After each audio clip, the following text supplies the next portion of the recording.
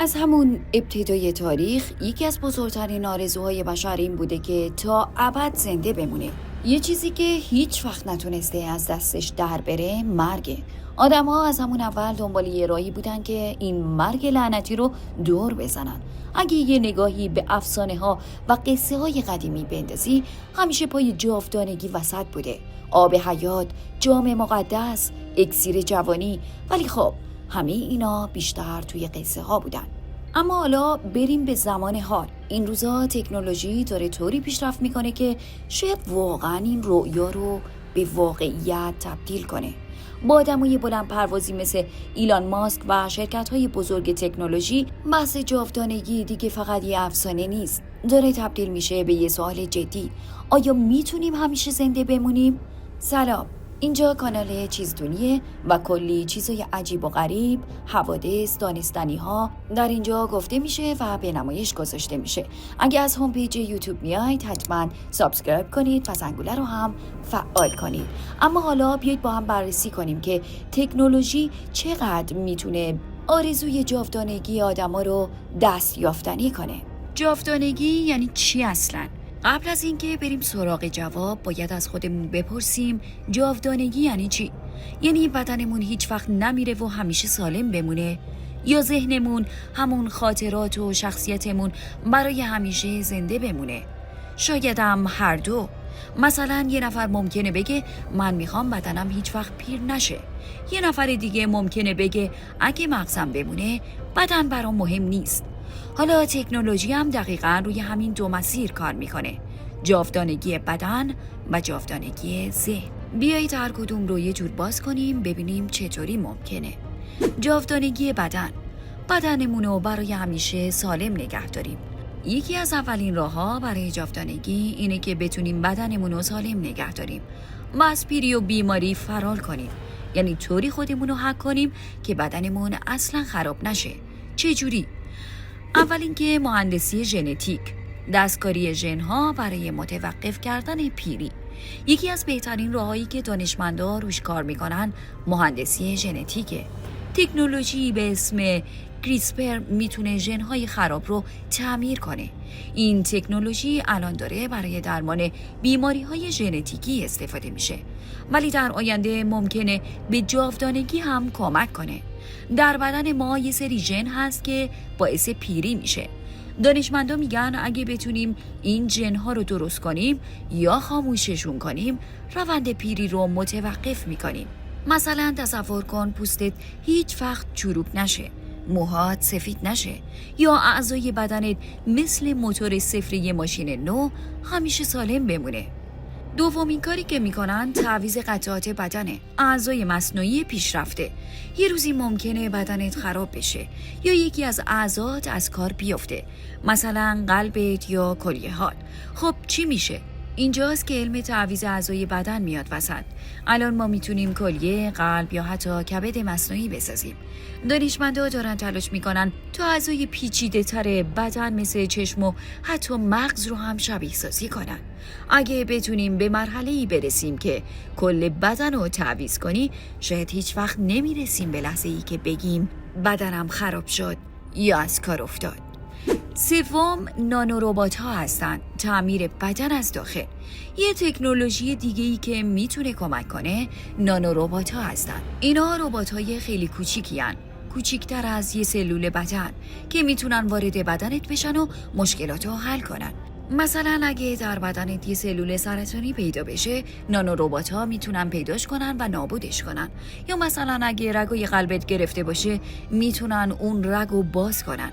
حالا تصور کن این نانوروبات ها همیشه در بدنت باشن و نذارن هیچ مشکلی پیش بیاد. این یعنی یه قدم بزرگ به سمت جاودانگی. بریم سراغ جاودانگی ذهن. خودتو دیجیتال کن. حالا بیاید یکم عمیق‌تر بشیم. اگه بشه مغز رو آپلود کنی و خودتو دیجیتال کنی چی؟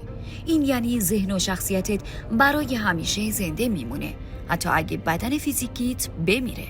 آپلود ذهن، تبدیل خاطرات و شخصیت به دیتا. یکی از جذاب‌ترین ایده ها برای جاودانگی آپلود کردن مغزه. یعنی چی؟ یعنی همه خاطرات، احساسات و افکار تو اسکن کنی و بریزی توی یه کامپیوتر یا یه ربات. شرکت‌هایی مثل نورالینک، همون شرکت ایلان ماسک، دارن روی این تکنولوژی کار میکنن. اونا میخوان یه رابط مغزی بسازن که مغز تو مستقیما به تکنولوژی وصل کنه. اگه این کار موفق بشه، شاید بتونی ذهن و خاطراتت رو برای همیشه نگه داری. 2. هوش مصنوعی. ساخت یه نسخه از خودت. یه راه دیگه برای جاودانگی اینه که هوش مصنوعی یه نسخه دیجیتالی از تو بسازه. مثلا یه مدل از شخصیت، حرف زدن و رفتار تو. این نسخه میتونه بعد از مرگت به جای تو حرف بزنه، تصمیم بگیره و زندگی کنه. اما این سوال پیش میاد، آیا این نسخه واقعا تو هستی یا فقط یه کپی از توه؟ اما همه اینا رو میتونیم نمونه‌شو در سریال وستفولد دنیای غرب ببینیم که تا حالا هم نشده سریالی در مورد آینده و هوش مصنوعی ساخته بشه و بعداً اتفاق نیفته، حداقل در چند سال آیندهش. زندگی در دنیای مجازی. یکی دیگه از ایده ها اینه که کل زندگی تو ببری توی دنیای مجازی.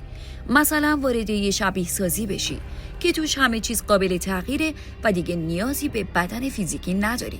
اینجوری میتونی برای همیشه توی اون دنیا زندگی کنی بدون اینکه نگرانی از مرگ داشته باشی. اما جاودانگی چالش ها و مشکلات خودش رو هم داره. اینجا سوالی سخت شروع میشه. حالا که کلی از تکنولوژی های هیجان انگیز گفتیم، بیایید یه نگاهی هم به مشکلات بندازیم. آیا این واقعاً جاودانگیه؟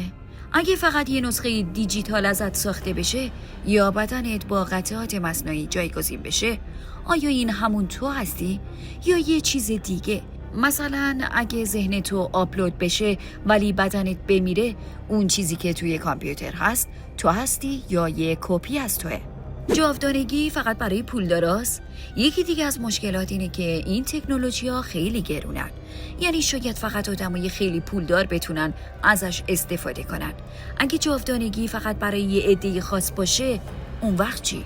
اما زندگی ابدی جذاب یا خسته کننده است. تصور کن 1000 سال، 2000 سال یا حتی بیشتر زنده باشی. آیا واقعا زندگی همچنان جذاب میمونه؟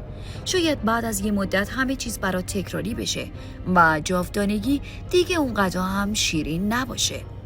اما نقش ایلان ماسک و تکنولوژی مدرن در جاودانگی چیه؟ شرکت‌هایی مثل آلتوس لبز، نورالینک و کالیکو دارن روی همین موضوعات کار میکنن.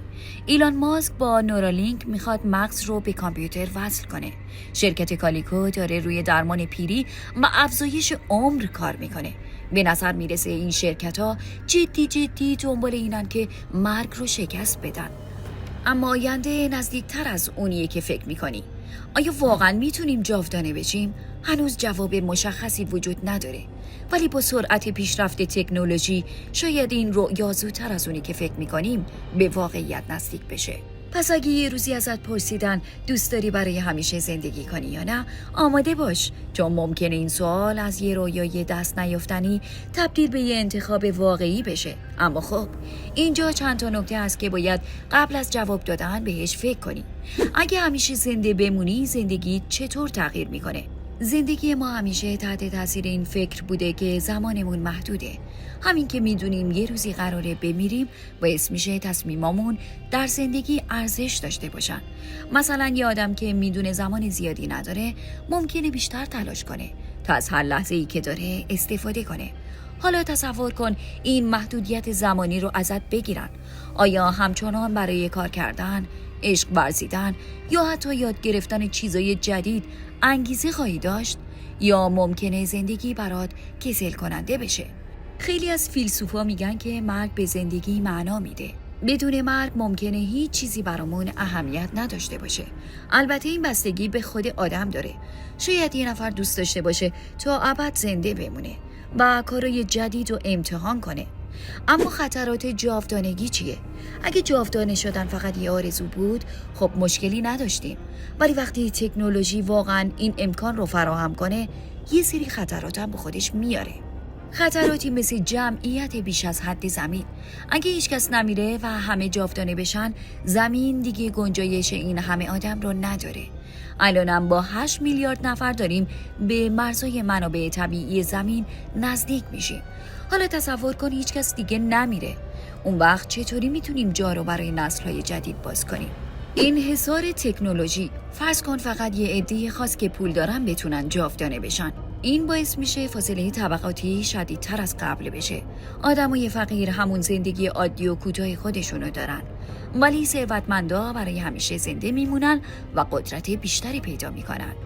احتمال سوء استفاده از جاودانگی. حالا فکر کن ذهن یه نفر آپلود بشه و دست یه شرکت بیفته. اونا میتونن از شخصیت و خاطرات اون آدم برای مقاصد خودشون استفاده کنن. مثلا ممکنه یه شخصیت مشهور رو دوباره زنده کنن و ازش در تبلیغات یا اهداف دیگه‌ای استفاده کنن. مثلا هیتلر رو دوباره زنده کنن. چی میشه اون وقت؟ اما یا میشه واقعا از مرگ فرار کرد؟ حتی اگه بتونیم بدنمون رو جاودانه کنیم، ذهنمون یا حافظمون ممکنه یه روزی خسته بشه یا دیگه درست کار نکنه. از طرفی آپلود کردن ذهنم یه سوال بزرگ ایجاد میکنه. اون چیزی که آپلود شده واقعا تویی یا فقط یه کپی از توئه؟ برای مثال فرض کن ذهن و شخصیتت رو بریزی توی یه کامپیوتر. حالا 2 تا تو داریم، یکی که هنوز توی بدنت هست و یکی که توی کامپیوتره. اگه نسخه کامپیوتریت ازت جدا بشه و کارای خودشو بکنه، آیا میتونی بگی اون واقعا تو هست؟ پس آینده چی میشه؟ دانشمندا و فناورای بزرگ دنیا دارن شب و روز کار میکنن تا این ایده رو به واقعیت نزدیک کنن. از طرف دیگه فیلسوفا، نویسنده ها و حتی روانشناسا هم دارن درباره پیامداش حرف میزنن. ممکنه دهه‌های آینده شاهد این باشیم که اولین نسخه های مغز آپلود بشه، بیماری های پیری درمان بشه، بدن انسان با تکنولوژی های پیشرفته کاملا تقویت بشه. ولی یه چیز مشخصه، اگه این اتفاقا بیفته دنیا دیگه هیچ وقت شبیه الان نخواهد بود. حرف آخر، جاودانگی، رؤیا یا کابوس. در نهایت جاودانگی میتونه یه نعمت بزرگ باشه یا یه دردسر بزرگ. بستگی به این داره که چه جوری ازش استفاده کنیم و چقدر آمادگی قبولش رو داشته باشیم. شاید برای خیلیا جاودانگی مثل یه رویای شیرین باشه، ولی برای یه عده دیگه زندگی ابدی میتونه به کابوس تبدیل بشه. حالا اگه یه روز این تکنولوژی واقعا در دسترس باشه، تو کدوم طرفی؟ دوست داری برای همیشه زنده بمونی یا ترجیح میدی یه زندگی کوتاه ولی پرمعنا داشته باشی؟ حتما جواب این سوال رو برامون کامنت کن.